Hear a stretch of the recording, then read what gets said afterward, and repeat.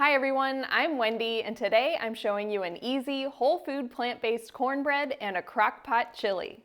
I use my Instant Pot a lot on this channel, but long before I had my Instant Pot, I was a crock pot girl. Between my mom and myself, we have quite the collection. And while I use my Instant Pot more often these days, I still always pull out the crock pot for making chili.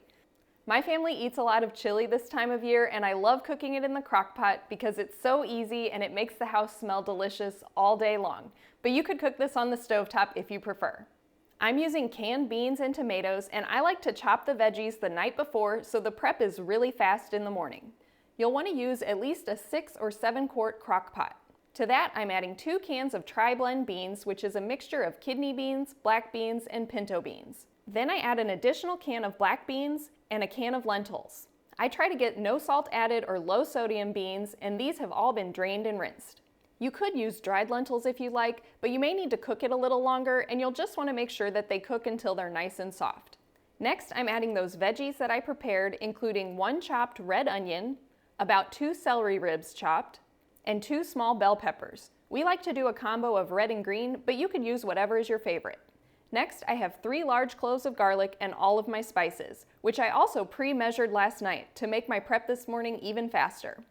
This is 2 tablespoons of chili powder, 1 teaspoon of cumin, 1 teaspoon each of granulated onion and garlic, a teaspoon of your favorite salt substitute, half a teaspoon of paprika, half a teaspoon of oregano, and 1/4 to 1/2 teaspoon of black pepper. Then I'm adding 1 15-ounce can of diced tomatoes. Normally I would use 2 cans, but we have someone in the family who doesn't like the pieces of tomatoes, so today I'm only using 1. But we'll still get plenty of that tomato flavor because next I'm adding a 6-ounce can of tomato paste. An easy way to get all of that out of the can is to open both ends. Make sure you clean off the top and bottom of the can, and then simply use your can opener to open one end. Then I'm setting it on a lid here so I don't accidentally make a mess on my counter, and I'll open the other end. Next, take off the top and then carefully push from the other end to easily empty out every last bit. Just be careful to keep your fingers away from the edges so you don't cut yourself. Finally, I'm adding 2 cups of water. I like to pour it into my tomato can to make sure I get all of the tomatoes out.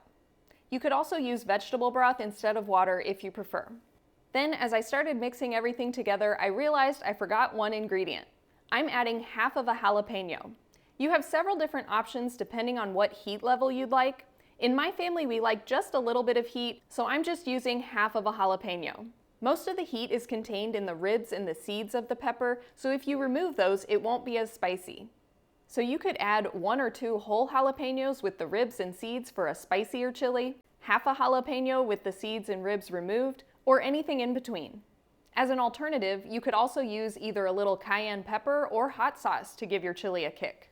Try out different options and see which one you like best. Once that's all mixed, I put the lid on, and we like to start our chili on high for about an hour or 2. Traditionally with slow cookers, you'll do either 3 to 4 hours on low or 6 to 8 hours on high. We like to do a combo just to get it going a little quicker. So after about an hour on high, I'll stir everything up. It's usually recommended that you don't take the lid off of your crock pot while it's cooking because that'll slow down the cook time. But in this case, since I was using so much tomato paste, I wanted to stir everything together to make sure that got evenly distributed. So I'll put the lid back on, turn the crock pot down to low, and leave it to cook the rest of the day. Meanwhile, let me show you how to make my cornbread.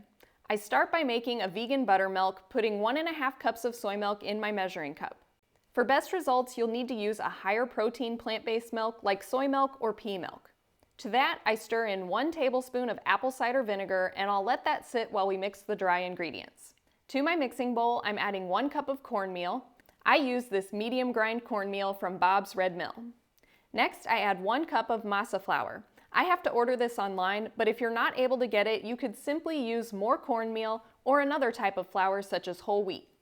Then I add 1/4 cup of date sugar, 1 tablespoon of ground flaxseed, 2 teaspoons of baking powder, and 1/2 teaspoon of baking soda. I'll stir that up to evenly distribute everything, and you can also break up any clumps of date sugar that you find. At this point, the soy milk should have thickened up. It might even look a little chunky, and that's what you want. Add that to the dry ingredients and stir until well combined. Next, I'm transferring this to an 8-inch square silicone pan. If you don't have a silicone pan, you'll want to line it with parchment paper. This will go into a 400-degree Fahrenheit oven for about 18 to 20 minutes or until the top gets nice and golden.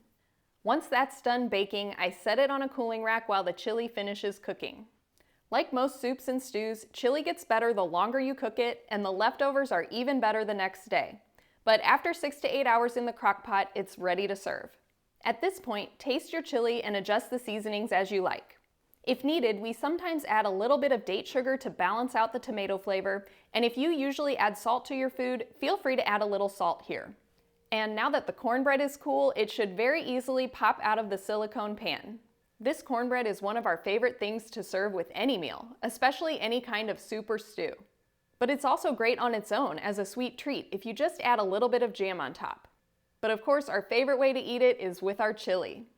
Hit the thumbs up if you also love chili and cornbread, and leave a comment below to let me know what you think. Thanks for watching, and I hope to see you next time.